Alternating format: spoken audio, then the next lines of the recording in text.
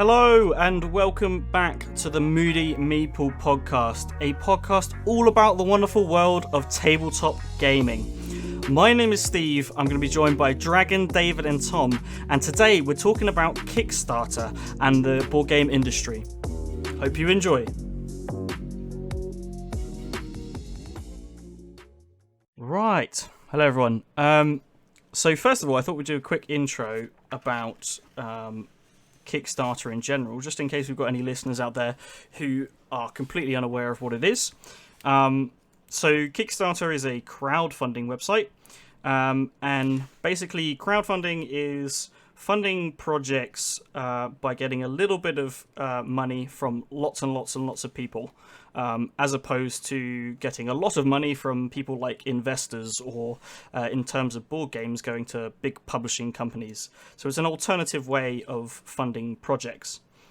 Kickstarter specifically has one way of funding your project, and that is by setting some kind of monetary goal and providing rewards to people who pledge money to your project.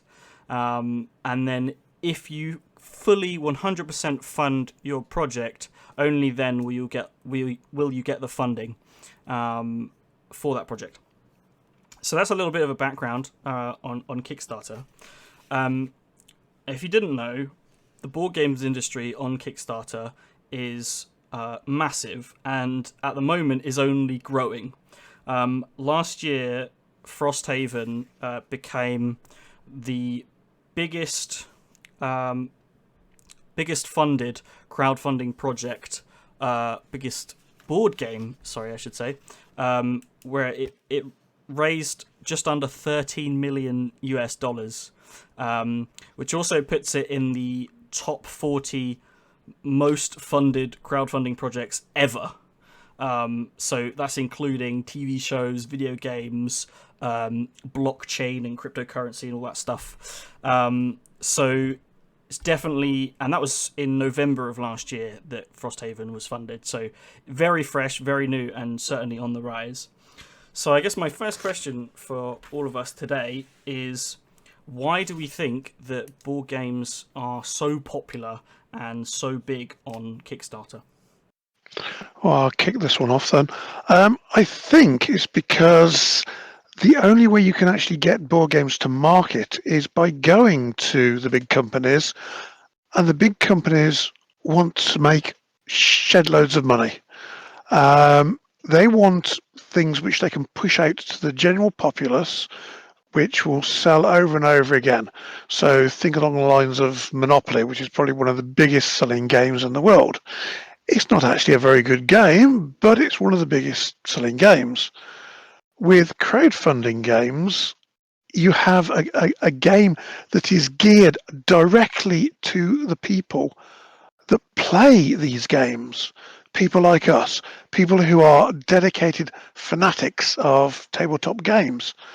So if you've got the right idea, the right structure for how a game can be played, you can actually sell this idea in the hope that other people will back it. And yeah, that's really the main sense of why this works so well, because you are selling to the people that want to buy these sort of games which you've got good themes, good strong play styles, and just make it for a really entertaining game. I think that's very true. So, reframe it slightly though. I think a big part of it is about risk, because with these big companies, the reason why Monopoly is churned out again and again is because it's a safe bet. They know, loads of people love Monopoly and will buy into certain themes that have maybe been seen 1,000 times. And so it's safe money to go ahead and produce all of those copies of games. And the problem is that with the traditional industry, the risk there is that you produce loads of copies of a game, but then no one buys them, and you're kind of eating a loss there, I guess. Whereas the big advantage with Kickstarter is that you can specify a minimum amount. So the amount where your project is 100% funded. And if it's less than that, then, well, you probably haven't invested that much in it, so it's okay to just discard it. Like maybe you did some art for it to sell people on the campaign, but you haven't lost too much. Whereas on the other hand, if it is successful, then you've got the money up front, so there's actually very little risk there of people not buying your product because you know that they've already given you the money basically. Yeah, that's very true. I mean, there's this old story, which is actually true, of the old ET game that they poured a whole load of money into, couldn't sell it, and they ended up burying it in the middle of American desert. But yes, you're right. You don't have the overhead of producing games which won't sell, because when you're selling via Kickstarter, you've already sold the game. It's a great way of, it's effectively an opinion poll, right? That you're able to vet your game before it's out on general sale. Most Kickstarter games end up actually on the shelves as well, but there are a fair few that still don't, that they are literally just Kickstarted titles. So it's a good way of vetting your potential with a game. I know with Peterson Games, the guy and the group behind Cthulhu Wars, they had a few stabs at this before Cthulhu Wars, and they failed on all of them. So this was like a last gasp effort. But they found something that people wanted. And, you know, if you fail initially, you can try again. There's no harm, really. You've got your effort in producing the material ready for your Kickstarter campaign.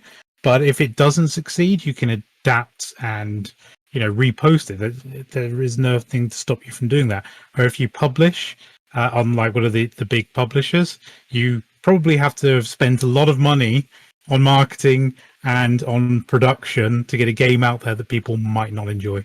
Yeah, and I've actually backed a couple of Kickstarters which didn't reach their funding goal.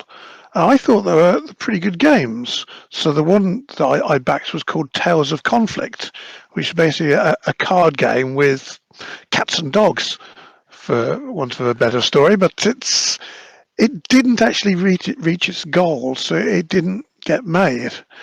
But then again, I've backed a whole load of others which have reached their funding, so my wallet is all the lighter. But so far, I've received 5 of those games, and I've got another 24 still outstanding. It is always a little disappointing when you back a game and it doesn't actually end up being a successful campaign.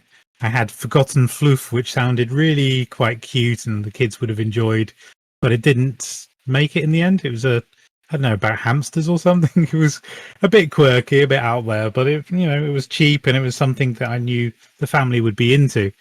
But yeah, like you, Dragon, I think I've spent far too much on Kickstarter. I think half my collection of 100 games came from Kickstarter. Yeah, when you got rid of some of them, I bought them off you.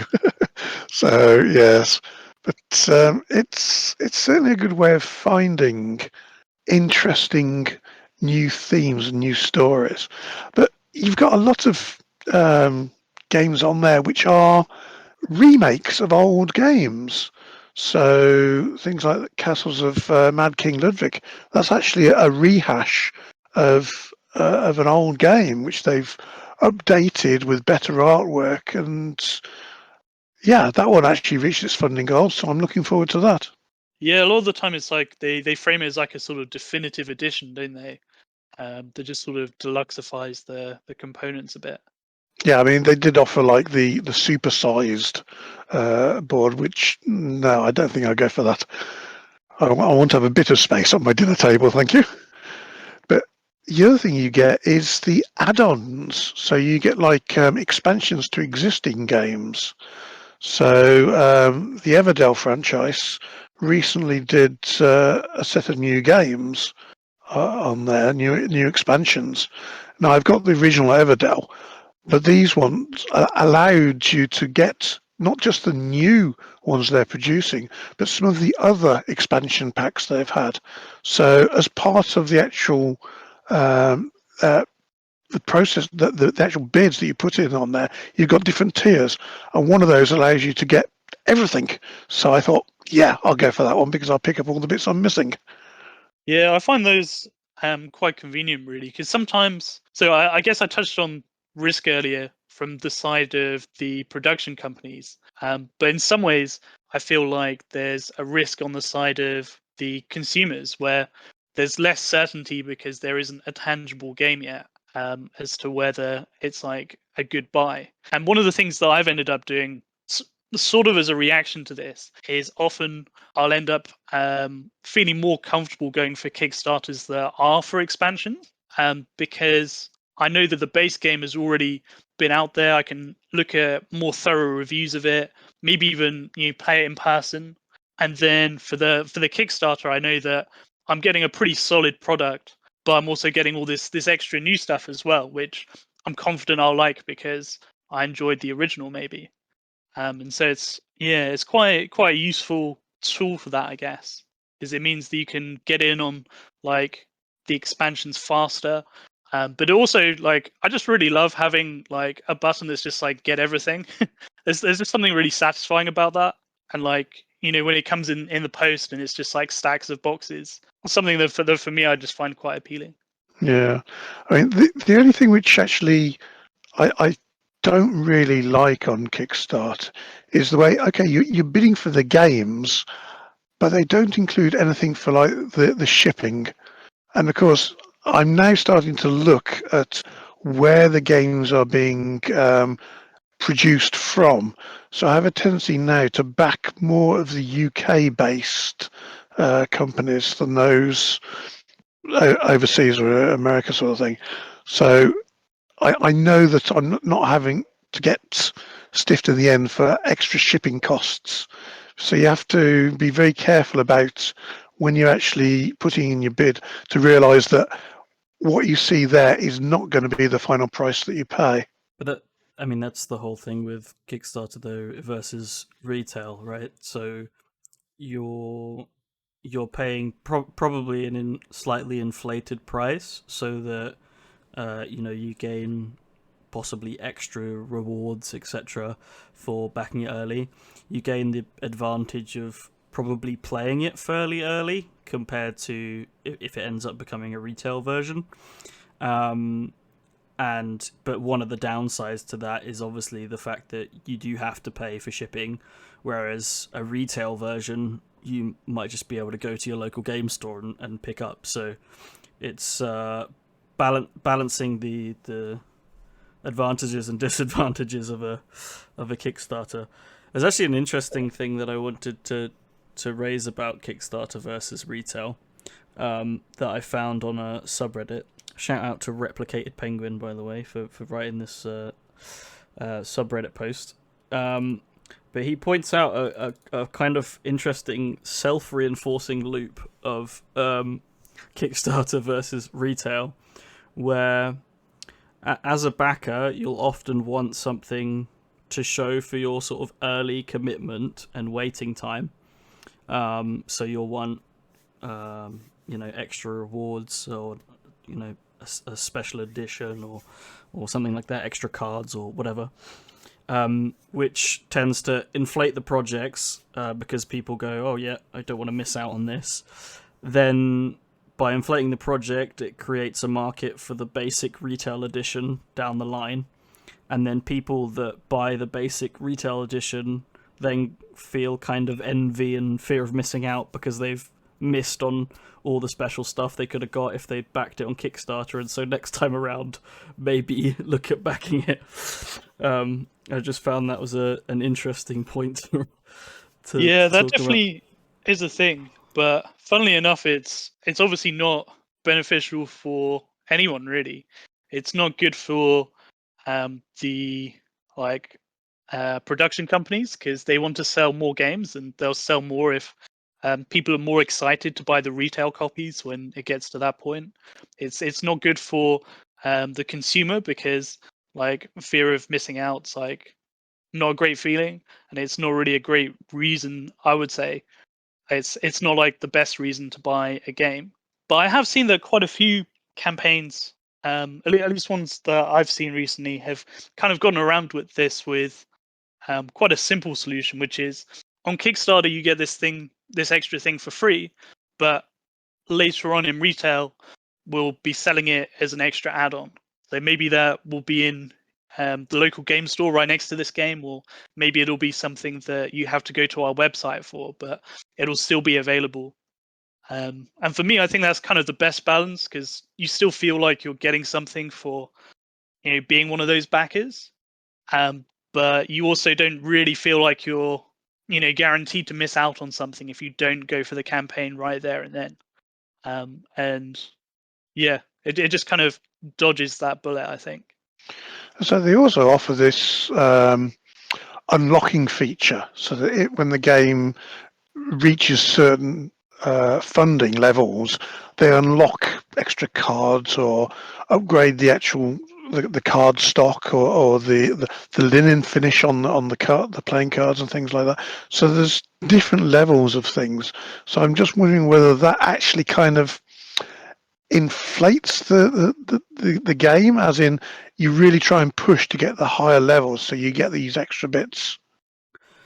It's kind of funny because I feel like, at least for me, I've never seen a stretch goal and thought I'll back this game because I want to help them reach the next one. Like, at least for me, that never factors in. Like, if after I've backed it I see the stretch goals going up, then that's great. Or maybe the ones that have already been unlocked would be an incentive for me. But yeah, at least for me, I don't find that something that motivates me. I don't know about you guys. Often, actually, the stretch goals I find aren't always public. On a lot of projects, they don't necessarily always make the stretch goals wholly public. So yeah, that's true. They only show you the next set of goals as well, so it doesn't really. I think the idea is to entice you to spend a bit more money once you've backed, rather than to get you to back. well, not all the case, all the time, because I think in the reward bands they will sometimes say, base game plus all stretch goals. So you've already spent your money on that band. I don't know whether I can't remember whether I think most of them do just include the stretch goals. I think what David means is that maybe you would see that you're close to this next goal and you might chip in a bit more to go, like, say, for the all-in band rather than some lower band, just to kind of chuck in a bit of extra money to get the next goal. Maybe I've never done that. Let's Yeah, be I see it as a bit of an honest. Yeah, I've never done it, but it does seem like it's a bit of an upsell. That we've got 2 hours remaining, and we're about $1,000 away from getting the next stretch goal. Maybe if you put a few quid in and more, that kind of, it has that feel about it, at least. Yeah, I think they did get me on that at least once that I remember. So yeah, that's fair. And also the games on there usually have like a $1 starting, just to get you interested. But then you don't actually upgrade your actual bid until towards the end of the campaign, sort of thing. So, I mean, on the other side of that, there's also like the early bird specials, where they have a limited, like, 24, 48 hour slot available just after they launch, and as long as you're in there early, you get that reward at a cheaper price, or whatever it is. So I always miss those, and I always feel really bad about it, because it feels like they're saying, we could give you this game for this much, but we're not going to, because you just happen to turn up a bit late. yeah, I get the same feeling at times. I get really annoyed when stretch goals are just inaccessible when it comes to games that also are going retail. I get that backers should get something for being essentially investors in the product, but when it is something that changes the fundamentals of a game, say you've got a race that is missing from the game, and I think there was a couple of Simon games where they had that, then it starts to become quite annoying. I won't buy the game now on retail because it feels like it's half a game, and I wasn't able to buy it in the Kickstarter because it had already passed before I saw it.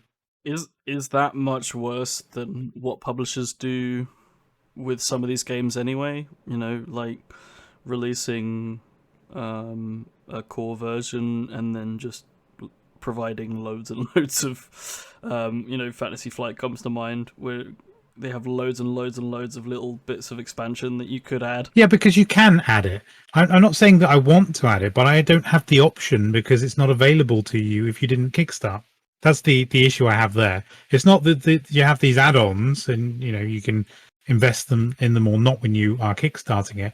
It's that if you didn't quite make the Kickstarts campaign, you end up in a situation where you just cannot get this this gear, or you end up having to spend extortionate amounts of money on eBay to try and get hold of it. Yeah, I completely agree with that. It's always a bad feeling, and it just feels like it's a really bad move on their part, because they're missing an opportunity to sell more product to you, and they're making you feel bad, and so you've got negative feelings towards that game, that company, because they're doing this. It's just a completely missed opportunity. Maybe their reasoning is so that next time you come back and kickstart it. It's probably going to have the opposite effect for me, to be honest. But it is a bit of an annoyance that they did that. But the fact that it was a Kickstarter, and they're trying to encourage people to obviously invest in the Kickstarter, and they want to give them reasons to invest. But give someone a limited edition T-shirt or something. Don't cripple the game if you're going to make it a retail game as well. That's my rant over anyway. I would say it's difficult to quantify whether you like. You're saying that by not having these expansions, it cripples the game, but I think I slightly disagree with that. They're not going to kickstart a game that's not playable. I just need to look it up. The game it's playable, but it is much less enjoyable. So effectively, it's crippled the game. The game is still playable, but it's not the game that I want to play. Yeah, sometimes you'll miss out on like a lot of say replayability if like a large chunk of cards aren't in the set and things. Like it definitely does happen, and it's frustrating. But yeah, it's partially why I feel like they just shouldn't do that, because like it feels like it is just sort of bad feelings all around. Yeah, that being said though, that's definitely not like always the case. Like I do feel like there are some Kickstarters where even if it's like game related, it'll be like, maybe 2 cards missing, or it'll be like, some really extra thing that's like, I don't know, almost tangential, which like even in those cases, like it's a bit better, but it would still be much nicer if it was available after the campaign was over. Like sometimes I've felt like even if I'm paying, like triple the price in shipping for like this small extra, I'd probably do it just because like I'm something of a completionist with these things. Going back to the actual question a little bit, because I feel like we haven't talked about it much. One of the reasons that I think Kickstarter, and at least initially, possibly not so much now, but at least initially became so popular with board games is just because in theory anybody could design and develop a game.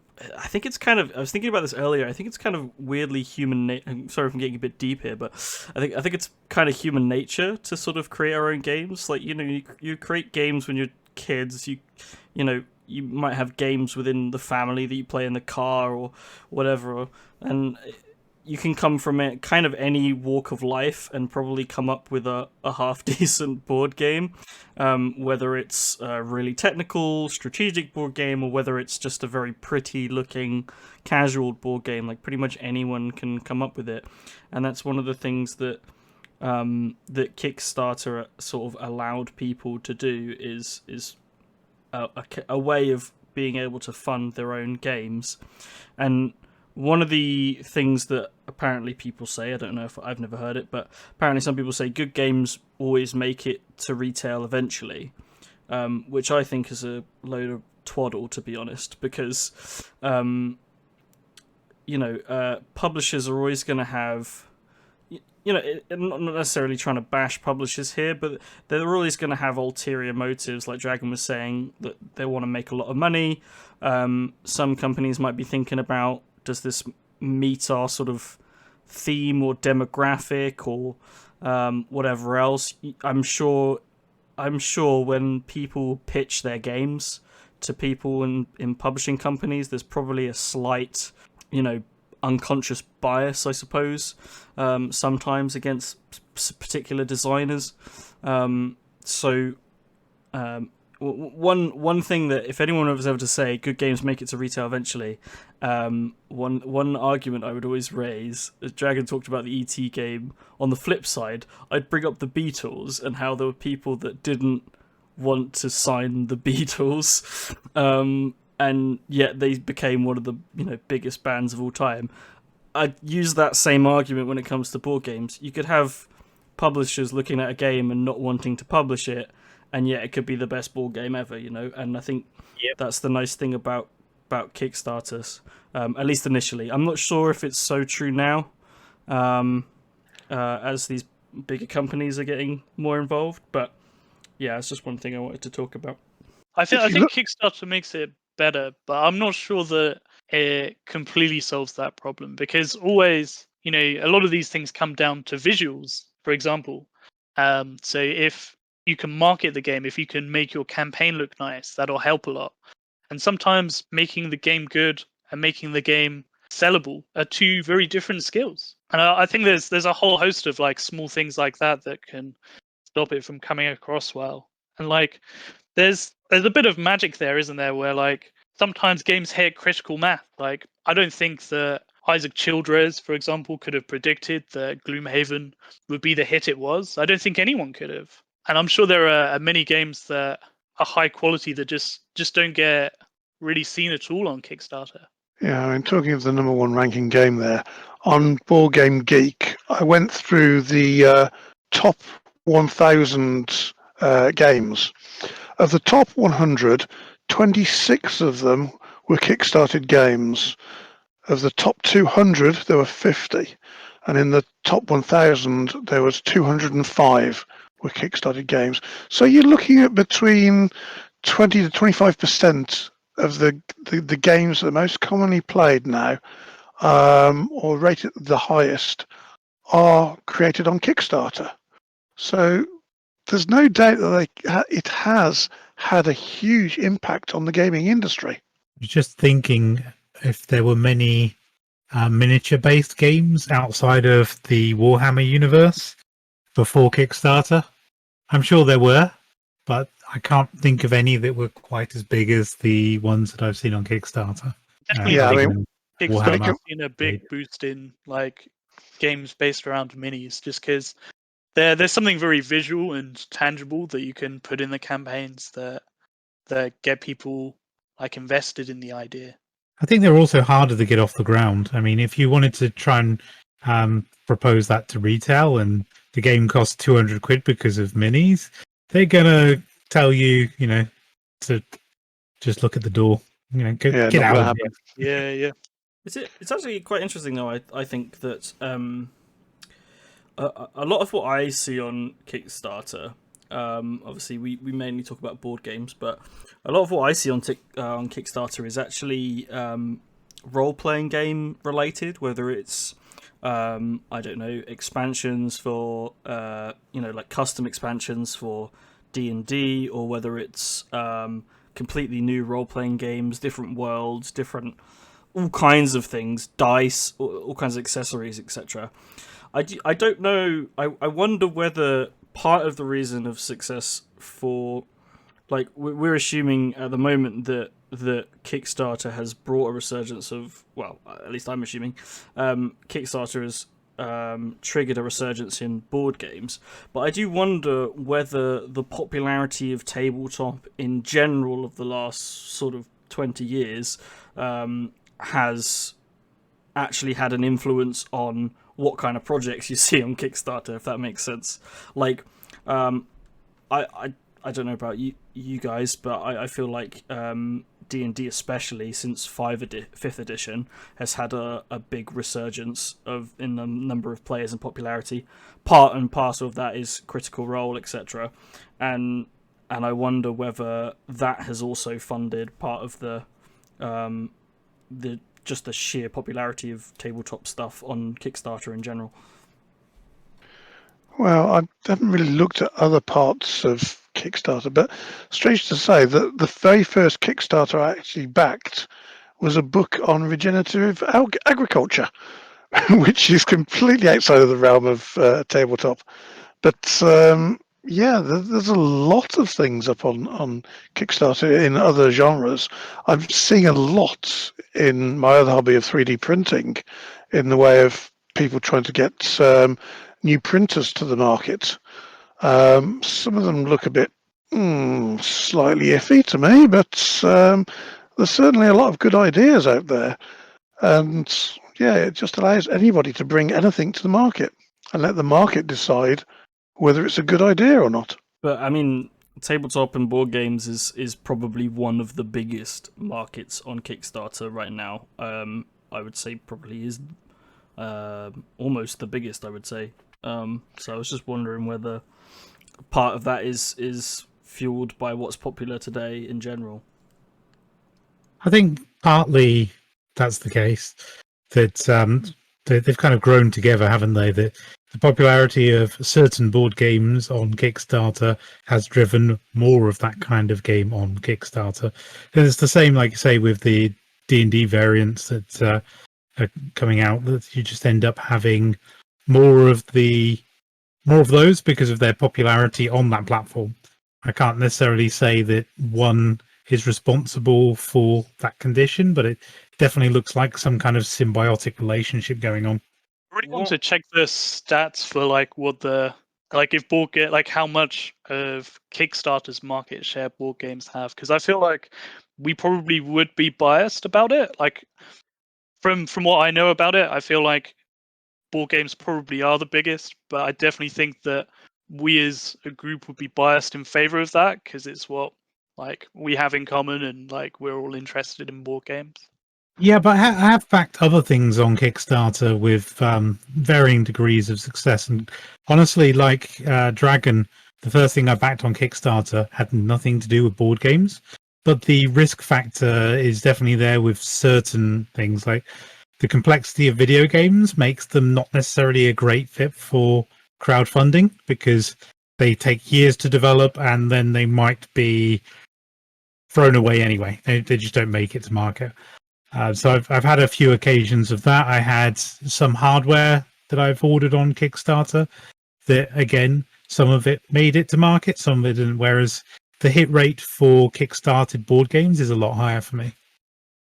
Yeah, so one thing I was reading was in the board game industry, there's been no major, or at least as far as I could see, there's been no major failures on Kickstarter for board games.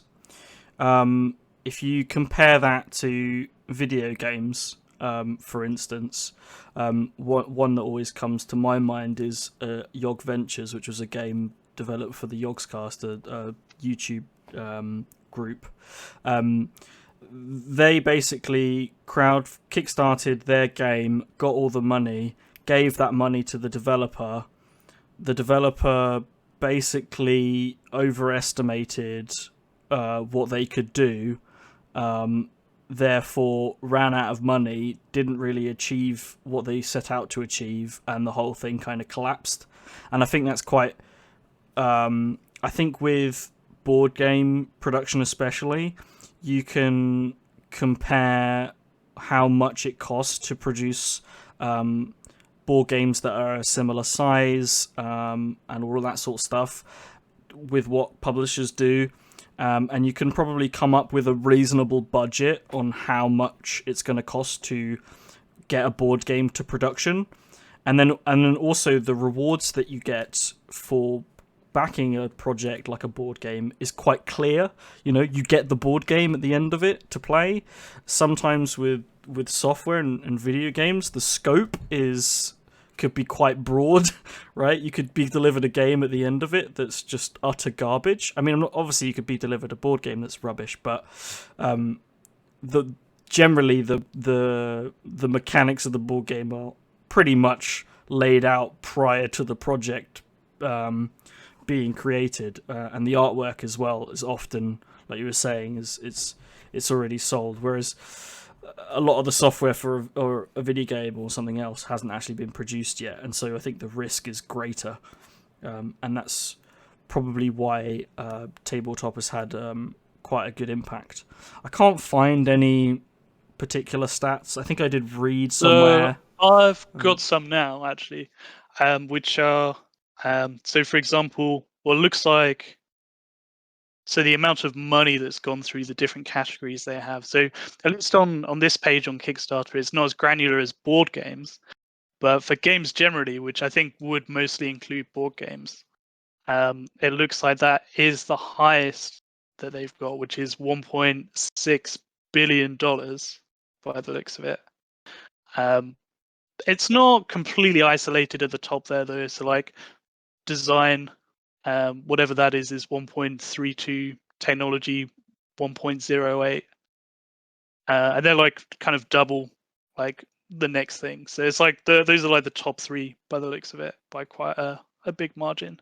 Yeah, and you just have to remember that games probably includes board games, role-playing games, tabletop accessories, all of that sort of stuff. Dice is a big industry by itself, to be honest. One thing that I wanted to ask is, I guess in terms of board games specifically, is with Kickstarter being as popular as it is, what do we think that means for big publishers? Is it just friendly competition, or is it going to have a negative impact on potentially their sales, etc.? I don't think it would have much effect on the big publishers. The games that are selling there are probably 2,000, 5,000, maybe 10,000 actual games that are being on the market, whereas the monopolies and risks are coming out in the tens of thousands. So in terms of the actual game market, I don't think it's going to have much of an effect. But long term, it probably will mean there will be a lot more different games coming out. Yeah, I definitely agree with that, and that's the reason why I'm actually glad in some ways that the big companies are using Kickstarter, because it feels like the advantage there is that they've kind of got the best of both worlds, where they can afford the risk to say like, hey, we want to trial this completely off the wall game. Will you guys get behind us with this? But they also have the money behind them to really push those production values and to get like really good talent in to help them. And so I think it can have like a really positive impact on like publishers more generally if they embrace it. Do you think it would reduce the amount of original games that publishers come up with? Dragon mentioned Monopoly, Risk, and when I think of other publishers like Days of Wonder, I think of Ticket to Ride, Small World, and a lot of those are getting reprints and extra expanded expansions, etc. Do you think we'll see less original content from those publishers, or do you think they'll just keep churning them out? Kickstarter will tip them a little bit towards more new content, because I would see some reprints, but I would say more generally, like, there's been newer things on Kickstarter, and I think that's where Kickstarter excels really, because probably they would already have done, say, the deluxe editions or the anniversary editions or whatever, in some other form, like whether that's like going to like maybe purchasing from their own websites or something like that. But that was probably going to happen anyway.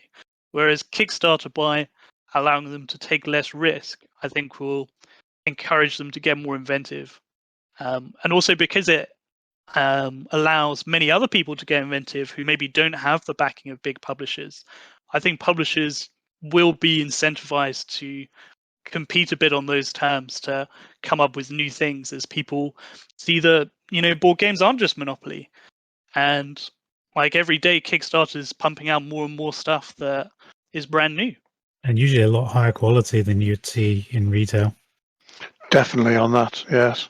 I don't think so necessarily so much now, because retail has kind of a lot of the Kickstarted material is filtered into retail, but certainly like 6 or 7 years ago, the quality of stuff in retail was not on par with what was in Kickstarter. Yeah, I mean, the other thing with Kickstarter, with the actual quality of things, is how long it actually takes the game to be produced. And I started backing Kickstarter board games from the start of last year. And obviously, the whole pandemic sort of thing has actually completely messed up the schedules of almost every game I've backed. I don't think I've got a single game which has actually kept to the timescales originally mentioned.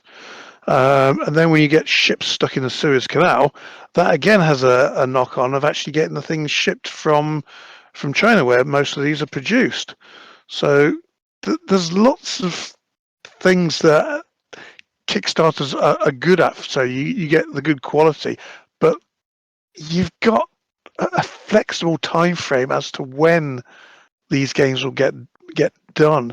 And so you just have to sit tight and wait for the most of them. It can be frustrating at times. I would argue that as an advantage in some respects, because a publisher might have a new game in the works. They might even, tease it or whatever, and then they probably have exactly the same stuff happening to them, especially when it comes to COVID. They definitely have the same problems in production and delivery. But they hide all of that from their consumers. And so, you might find that, Days of Wonder, as Moody or whoever have said, oh, yeah, we're going to produce... I don't know if this has ever happened or not, but they might say, yeah, we're going to release this new game or this new expansion, and then you never hear anything about it for a year or two, and then suddenly it's sort of released. At least with a Kickstarter, they do, from what my experience anyway, is that they do tend to be pretty good at updating you at every step of the way. So, okay, yeah, you might have delays because of COVID or a boat getting stuck in the Suez Canal, but at least you've got someone telling you that and telling you why your game's not there, and you can sort of accept. I think you go into or at least I go into a Kickstarter knowing that it could be a long time before I get the game, and that's. But simultaneously, okay, it's a long time till I get the game, but it would be even longer if I had to wait for it to get to retail, right? So, I think the difference there, though, is that with Kickstarter, they definitely they kind of owe it to the backers to be accountable like that, because you've literally already paid for it. Whereas at retail, generally, unless you go out of your way to pre-order something, that money hasn't changed hands yet. They don't really, they haven't really promised you a timescale in a way that they sort of owe you, in the way that Kickstarter campaigns do. And so I think that's why the dynamic's a bit different there. Although obviously it's great when publishers are transparent anyway, and say hey, we were going to release this at this time, but this has changed. That's great when they do that, but I feel like they don't owe it to the consumer in the same way that campaigns do.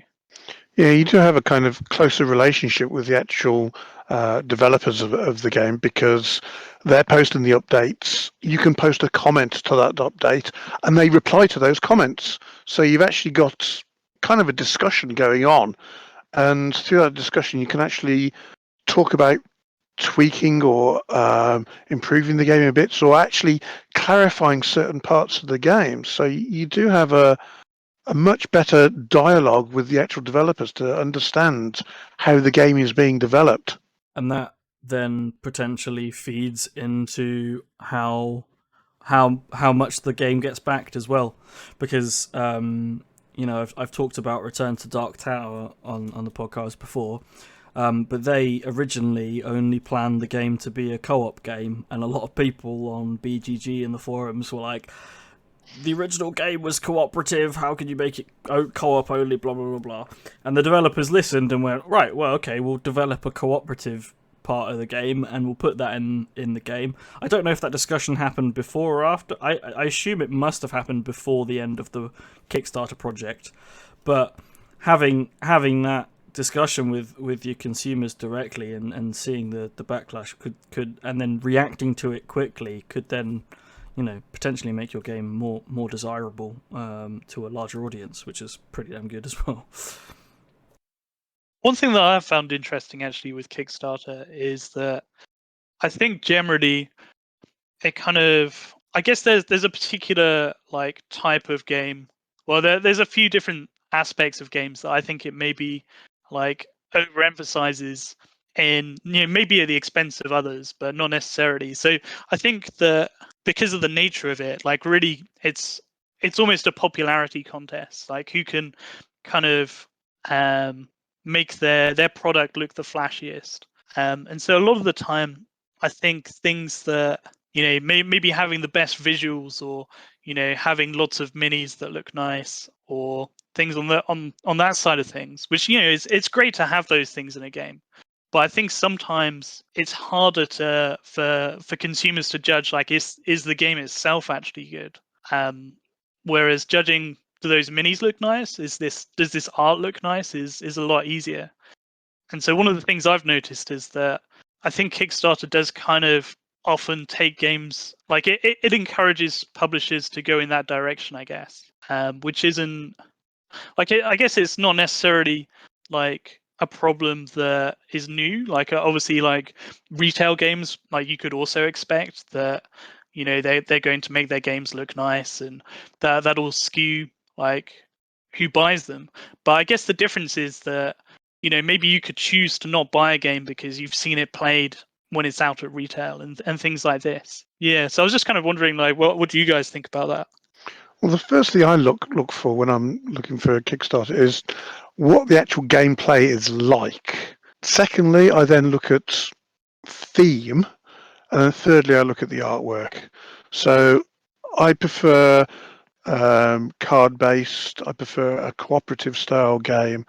The theme is like another one. I mean, I avoid all horror games because I just don't like the whole genre. So I avoid anything with zombies and all that sort of stuff. So looking on the Kickstarter, you can actually see how the structure of the game is done. Now, on our Discord channel, we were talking about a game that was recently published. The was it Stella? Where was it one? Yes, the Stellaris Infinite Legacy. And someone was saying that they didn't like the game because they couldn't see the actual gameplay. And it was only through the actual campaign updates that you could see how the game was being played. And that actually then led me to actually back it. But you can actually see most of the game, whether they've actually got all the artwork complete. I mean, we've seen a lot of Kickstarters where they've saying art not final and things like that. So you can actually see beforehand, so you know what you're getting into. So I think that's obviously very true, and I think most games are quite good at doing that. But do you find that, like I guess there's portraying like, hey, this is how the game plays mechanically. This is what you will actually be doing. But do you find that you always get an accurate read on how that game feels to play, or like how that'll work in practice from seeing that? No, probably not. I mean, you can't tell how a game is going to be played until you get around to playing it. So Yeah, which is where the print and play is pretty helpful.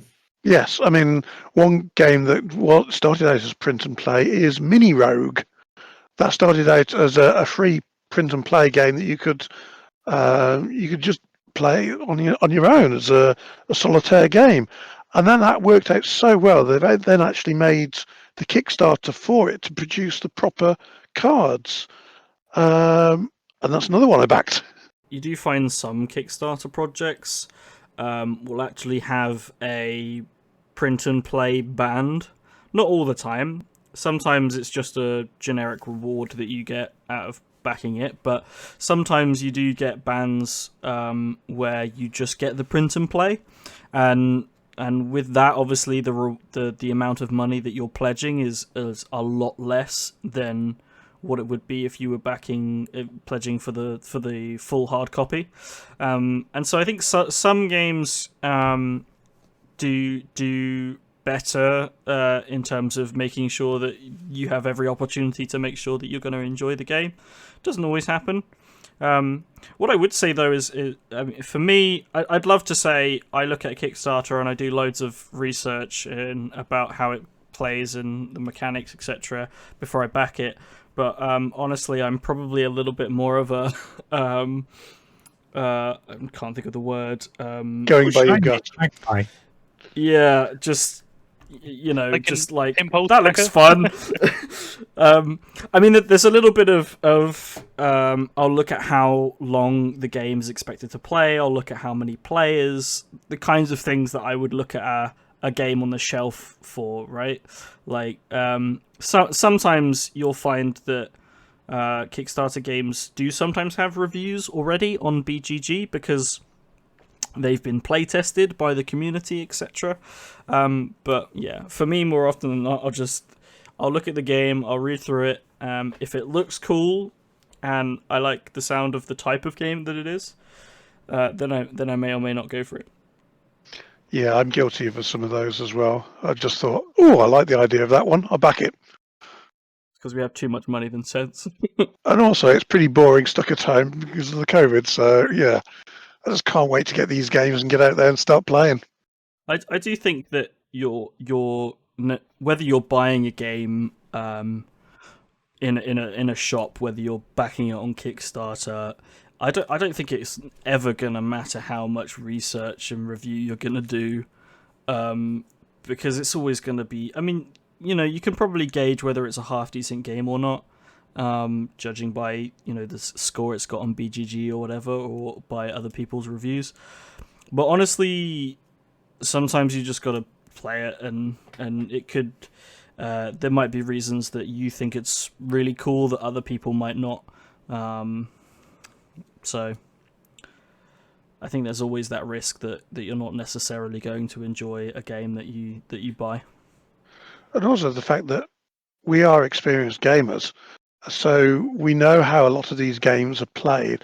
And just by reading through the rule book, you can actually figure out whether it's going to be a good, interesting game in its own right. And some of it is just by gut feeling. You think, yep, that will do for me, or no, that one's not for me.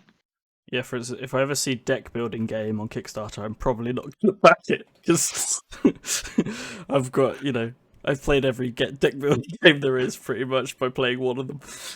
Yeah, just joking, but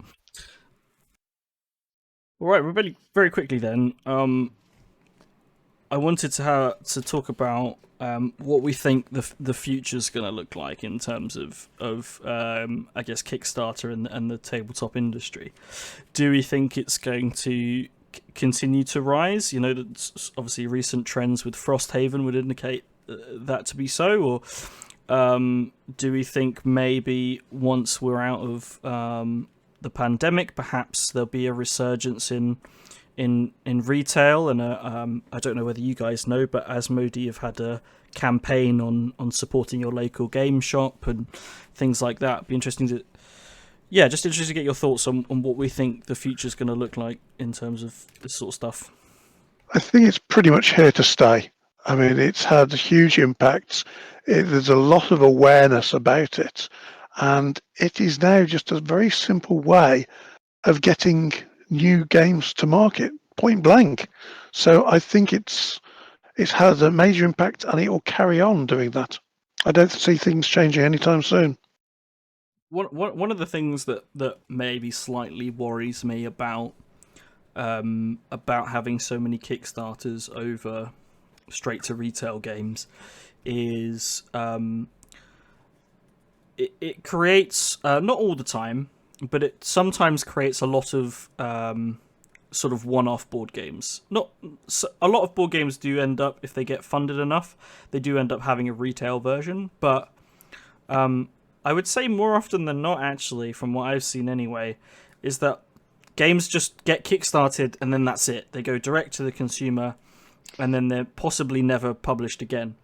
And the thing that concerns me from that point of view is things like board game cafes not necessarily always having kickstarted games, because that's not necessarily I can't imagine that's going to be a viable sort of business plan for a board game cafe to be sort of keep funding Kickstarters just to have games in their store. I think there's definitely a need for having retail versions, and I don't think that Kickstarter always helps with that.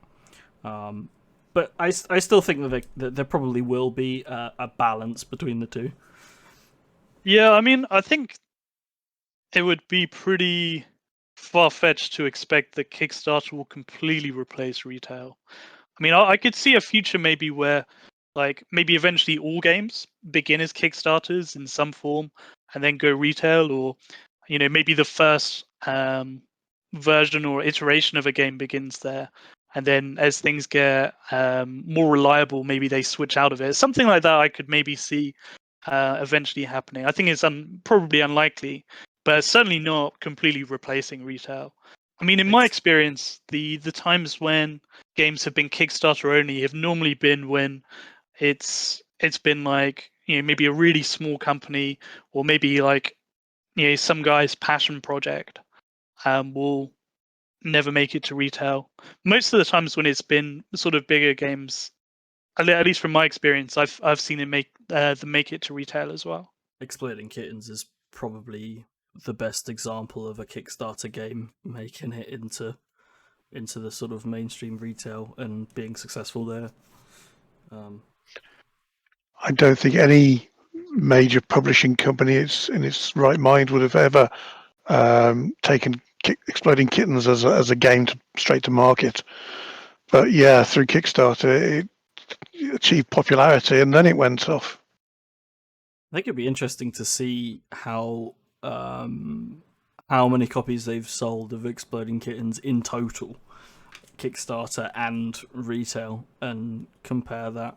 Because in my head, I would think that Frosthaven or Gloomhaven would probably be one of the most popular funded board games, but then they've raised the most money and got the highest rank, but on Kickstarter when they've been funded. But I wonder whether games like Exploding Kitten and possibly Secret Hitler have maybe made more money overall. I don't know. It'd be interesting to see. But yeah, it wouldn't surprise me. I mean, I think given how much stuff they shove into the Gloomhaven box, I feel like probably Exploding Kittens could afford to have more of a markup, and yeah, make more profit that way. It wouldn't surprise me.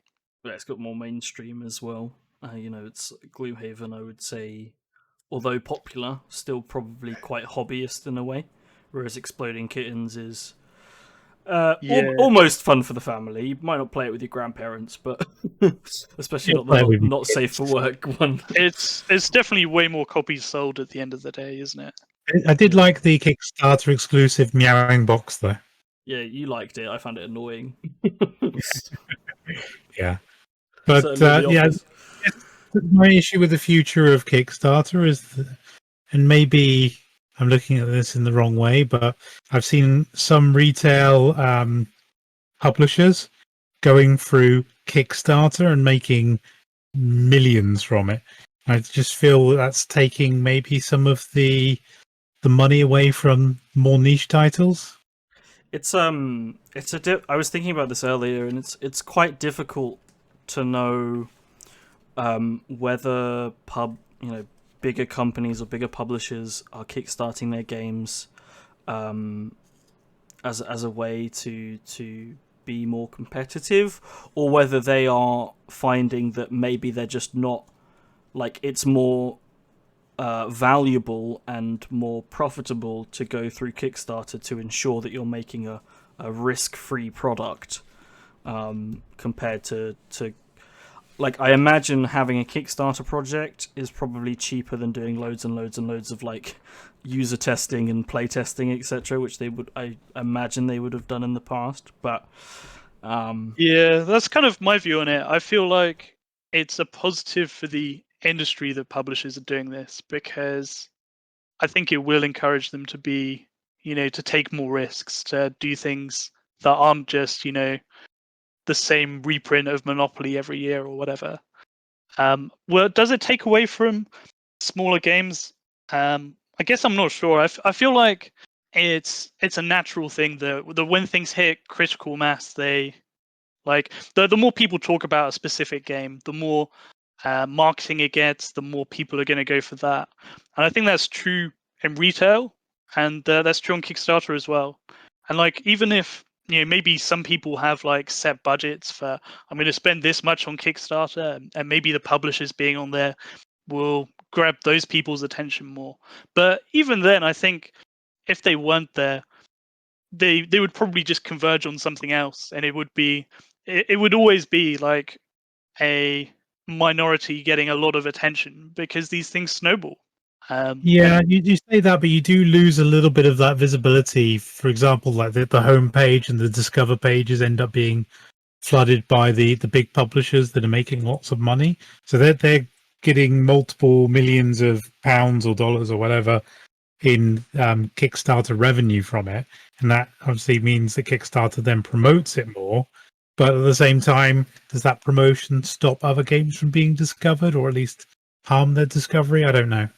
well, I think that's probably fair, but to be honest, I think that's a fixable problem. Because I think Kickstarter, like, if they, they hopefully have seen the board games are a big market. It's a big part of like the interest that they're getting.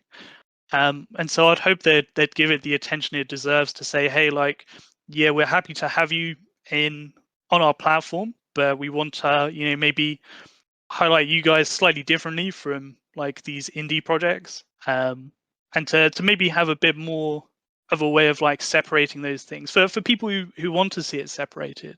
I think there's ways for the platform to kind of deal with that. I mean, yeah, I guess if they don't, though, like maybe that would take away from like the smaller companies in the long term. I think you have different ways of ordering projects on Kickstarter, right? So, I mean, although, yeah, bigger companies might end up in your recommended or something like that, the other companies would still be discoverable. And if they're discoverable, then you'd hope that if it's a good enough looking game, and it does again come back to marketing a little bit. If it's a reasonable looking game, then hopefully it'll still get funding. What I would say though is I think we have to remember that I think Kickstarter probably reduced the number of publishers that there are in general. Like, I feel like again, calling back to one of our podcasts when I talked about Discworld, the companies that publish Discworld have since been merged into bigger publishers, and I would say that's probably partly because of Kickstarter. I would say smaller publishers probably are worse off because of Kickstarter than the bigger publishers. So that's something to think about as well, I suppose. That's probably true, but I think that's probably because they're probably exactly the companies that should have adapted and moved on to Kickstarter. And so I think it probably does make sense that companies that are quite small and mostly in the retail space, like, would probably get closed out, I think. Well, there we go. I think that probably is about time for us today. A little bit of a different format, but we've had a good discussion about Kickstarter and what it means, its impact on the board game industry, and comparing it to the retail industry, etc. If you've got any thoughts about Kickstarter yourselves, please make sure to either comment on YouTube or tweet us with the hashtag Moody Meeple, and we'll mention you in the next episode. But until then, thank you very much for listening. Thank you to Dragon, David, and Tom for joining me. I hope you will have a very good couple of weeks, and we'll see you later. Goodbye. Goodbye.